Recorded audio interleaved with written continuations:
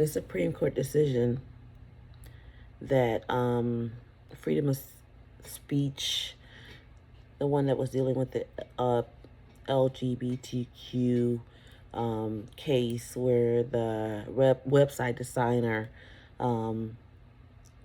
basically was asking the Supreme Court to tell her whether if she did a certain thing, it would be illegal or a violation of the Equal Protection Clause. Because there was no victim. You realize that, right? There was no victim. The plaintiff never ever asked her to do that and was never refused. So there was no harm. She got to the Supreme Court to ask an advisory opinion. No standing at all. And that is a constitutional concept, black letter law. If y'all want me to talk more about it, I can. I am not a constitutional lawyer. I'm a criminal prosecutor. But I know fucking standing, right? I know standing. I have taken 2 bars, and I'm admitted in 2 states. I did fail one by 20 points. But anyway, this was the ultimate Karen behavior.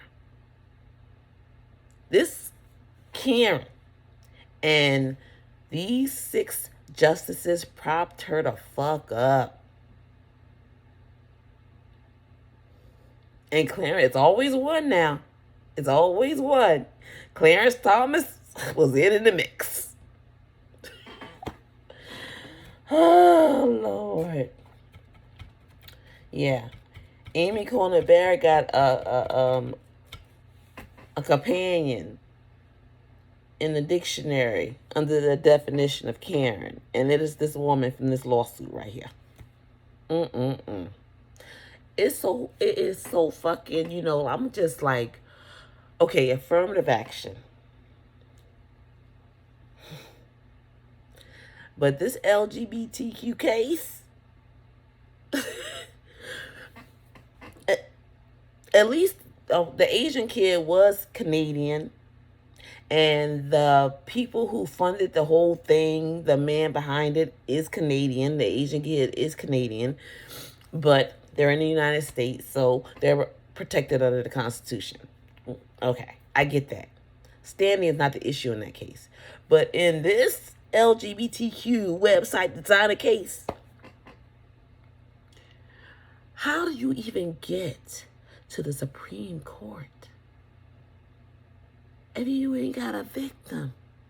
If you suffered no harm? How? I don't know. I asked this on Twitter, and does anybody know how this case got from local court to the process? We know who funded it, right? We know who funded it, but the process, who was the judge? What was the decision? Was it written? What was the basis for the appeal? Did it go straight to the federal district court? Who was that judge? What motions were filed? Yo. And this case is in front of the Supreme Court. And I don't know who filed amicus briefs on this case. I don't know who submitted briefs. I don't know. I haven't searched. Okay? I'm thinking about this and I'm recording. If y'all want me to go look at it, and try to find out, I will. But I'm sure that there are plenty of LGBTQ plus organizations that submitted briefs and allies that submitted briefs. But what about the legal organizations? Did they submit briefs on this standing issue? The American Bar Association, the States Bar Association, the Department of Justice, Civil Division. Did they submit briefs on the standing issue? Because like the Supreme Court can just like take whatever the case they want to take and issue an opinion, and it's law. It's the law of the land, because the Supreme Court's decision is final. You cannot recall that decision. That reflection in my lamp was getting on my fucking nerves. There's no there's no recalling the decision. They cannot reconsider the decision. There's no process or procedure under the Constitution or the rules that the Supreme Court justices make for themselves, by the way. Their procedural rules, they make them themselves. There's no rule that would allow for a case that shouldn't have been in the Supreme Court in the first place, according to our law, our black letter law and our constitutional law, to be recalled, rescinded, reconsidered. So they can take whatever they want. They can just pull it. Even if the person does not have standing, even if the issue is moot, even whatever. Yeah. Now, it's late, and I'm going to look at this tomorrow, and I might edit it. I don't know. But this is some, wow. This is some, oh, the reflection. There's just doing it. This is some stuff right here. The Supreme Court is rogue. It has gone rogue. It has. The legal profession, law schools tomorrow, Lord, they're going to be like, what the fuck? If the law students ain't debating this shit right here, and what are the law professors going to say? Boy, they're going to be telling on themselves tomorrow, y'all. They're going to be telling themselves tomorrow. Post some of them videos of them debates in the law schools. I want to see what side they on. I want to see what side they on. But I digress. The Supreme Court has gone rogue. It has gone rogue. You don't even need standing anymore to bring a case before them. And